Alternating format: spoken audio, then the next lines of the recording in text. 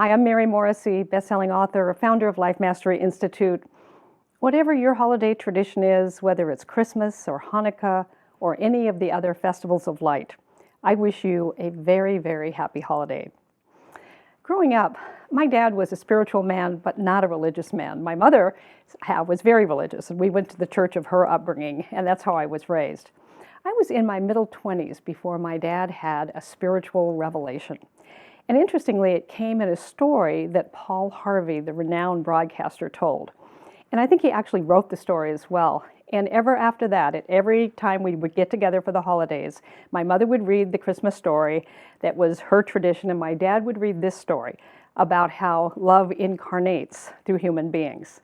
So I wish you a happy holiday, and I dedicate this story to the very power that's breathing you and the love that lives and moves and breathes as you and as me. So my dad passed away in 2003, and since that time, from the time I was in my 20s, all these many years, and now it's passed on to my sons and others of us who read this story every holiday season. So the man to whom I'm going to introduce you was not a Scrooge. He was a kind and decent and mostly good man. He was generous to his family. He was upright in his dealings with other men. But he just didn't believe all that incarnation stuff which churches proclaim at Christmas time. It just didn't make sense to him, and he was too honest to pretend otherwise. He just couldn't believe the Jesus story about God coming to earth as a man. And so he said to his wife, "I'm sorry if this distresses you, but I'm not going to go with you to church this Christmas Eve." He said, "I just feel like a hypocrite." He said, "I'd much rather just stay at home, but that I'll wait up with you. I'll wait for you when you get home from church." And then he stood at the door and watched as his wife and his children drove down the long driveway and turned the corner to go to the midnight service. And shortly after the family drove away, snow began to fall. And he went to the window to watch the flurries getting heavier and heavier, and then went back to the fireside chair and began to read his newspaper. Minutes later, he was startled by a thudding sound, and then another, sort of thump, thud. At first, he thought someone must be throwing snowballs against his living room window. But when he went to the front door to investigate, he found a flock of birds huddled miserably in the snow. They had been caught in the storm and in a desperate search for shelter had tried to fly through his large landscape window. Well, he couldn't let the poor creatures lie there and freeze, so he remembered that the barn where his children stabled their pony was there and that he could open the barn. And he knew that the barn would provide a warm shelter if he could just get the birds to go into that barn. So quickly he put on his coat, he put on his galoshes, and he trampled through the deepening snow to the barn. And he opened the doors to the barn wide and turned on a light.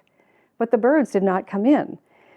They flew every direction, but they did not go into the barn. So he figured food would entice them. So he hurried back to the house. He fetched breadcrumbs, and he sprinkled them in the snow, making a trail to the yellow-lighted, wide-open doorway to the stable. But to his dismay, the birds ignored the breadcrumbs and continued to flap around helplessly in the snow. He tried catching them, he tried shooing them into the barn, he tried walking around them, wildly waving his arms. But instead of going to the warm, lighted barn, they scattered in every direction except that barn. And then he realized, these birds must be afraid of me. To them, I must be a strange and terrifying creature. If only I could think of some way to let them know that they can trust me, that I'm not trying to hurt them, but I'm here to help them. How? Because any move that I make tends to frighten them and confuse them. And they just won't follow the direction I'm trying to give them. I'm trying to help them, but they can't see it, and they only fear me. If only for just a moment I could become a bird, he thought to himself. I could go with them, I could speak their language, I could show them not to be afraid, and I could lead them to the warm, safe barn. I would have to become one of them so that they could see and hear and understand. And at that exact moment, as he was thinking these thoughts, the church bells began to ring. The sound reached his ears above the sounds of the wind. He stood there listening to the bells pealing out the glad tidings of Christmas. "Oh, now I see," he spoke out loud. "Now I see why you had to do it." And he sank to his knees in the snow. Now, I didn't understand that story for a long time. In my house, we have a Christmas tree. We have menorahs around my house. We have Buddhas. We have all the many different pathways to finding that inner light that when we connect to it actually helps us be a conveyor of that kind of love that we celebrate at Christmas. We celebrate a kind of love that knows no boundaries. We celebrate a kind of love that actually can be expressed experienced through humans.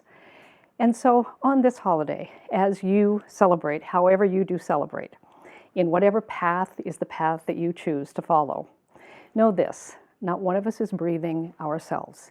There is a power who said, let me become human. Let me help others learn to express the love, the power, the amazing presence that is the great I Am, expressing through all the many traditions that we celebrate as the light during this holiday season. I wish you a very, very happy holiday. Now, if you enjoyed this video, I hope you will go ahead and share this video. And then below the video, you're going to find a link where you can actually come to a free online workshop that I'm holding next week, Wednesday, December 28th. If you want to make 2017 your most abundant, fulfilling, and fun year yet, then this free online workshop is a must-attend event. So click on the link below now, save your free spot. I'll look forward to seeing you there. And then until then, happy holidays. Thanks for watching this video today. I hope to see you real soon.